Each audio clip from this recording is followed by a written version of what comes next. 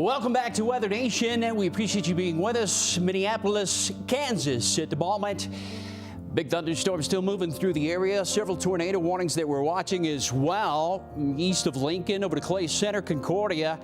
All these are moving on to the east, so we'll be following them as we go through time. We have several tornado warnings embedded within, one near Longford and Minneapolis. Still a tornado warning for the next 10 minutes. With a storm, 2-inch size hail capable of producing a tornado near the town of Wells and moving on eastward out of Minneapolis. But to the west of there, yet another one, Lincoln Center for the next 25 minutes. That is a tornado warning storm just north of Lincoln that we're looking at, producing a tornado and ping pong ball size hail that is in the area there. That is a storm that is capable of producing a tornado near Victor or Lincoln and moving east at about 40 miles per hour.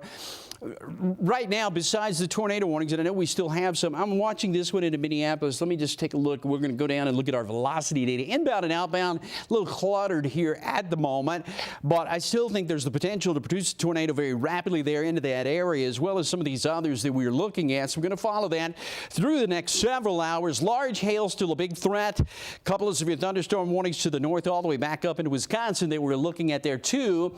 But these hail reports are astronomical. I mean, some of the stuff you only hear about or read about once a year or so, and a meteorologist, Chris Bianchi, has done all the research and has some more on that. Chris? Yeah, absolutely here, David. We have been seeing some of that.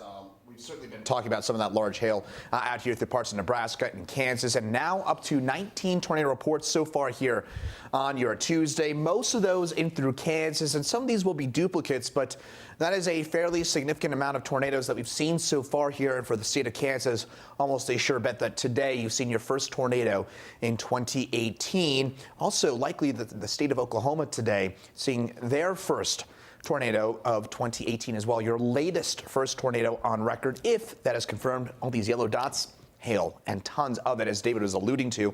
How about 4 inches in diameter? Folks, that is softball-sized hail. Absolutely massive hailstones for us in through parts of the Sunflower State. Also, tennis ball-sized hail. That is nothing to mess around with either. When we're talking about tennis ball-sized hail, it's falling a couple of miles often.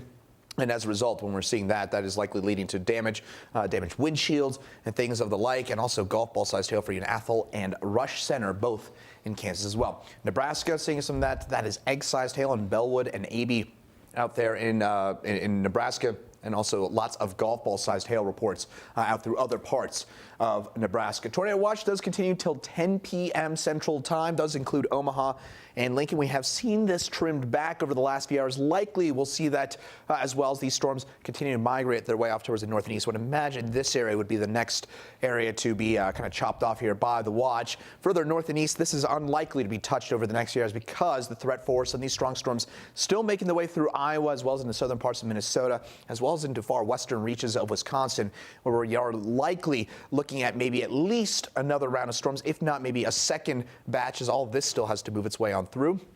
All these storms moving their way off towards the north and eventually off towards the east. So tomorrow morning you may wake up to some storms in and around Green Bay, down towards Milwaukee, and on up by Eau Claire, Wisconsin, and maybe even La Crosse. And then all this moisture slides its way off towards the east, and many spots may unfortunately see that threat for severe weather again tomorrow. And we have a moderate risk for severe weather into far northwestern reaches of Missouri and northeastern Kansas. An enhanced risk, way to think about all these colors: a 0, a 1, a 2, a 3, and a 4 if you're doing a 0 to 5 scale in terms of the risk for those severe storms, and a moderate risk in play there for northwestern parts of Missouri. For a bit more of a look at what we're seeing on social media, some of the images into us here at WeatherNation, I'm going to set things on over to meteorologist Jeremy Lagoo. Chris, our Twitter page is a great resource for everyone back at home trying to keep up with the day's weather. We have everything from the watches to the warnings to some of the latest video and pictures coming out of each and every area. It's at WeatherNation on Twitter. You can find us there. You can also find us on Facebook at WeatherNation. You can scroll down through our feed, see exactly what we have going on. You can communicate with us, send us a message, ask us a question if you might have one of those. We're doing our best to keep you up to date on all the information here in the studio and on your TV at home. But as always, you can head on over to weathernationtv.com as well for your latest weather news, and also your customized local forecast for your area. It's all there just at the click of a button. We'll be back after this break, but as always, stay tuned to Weather Nation.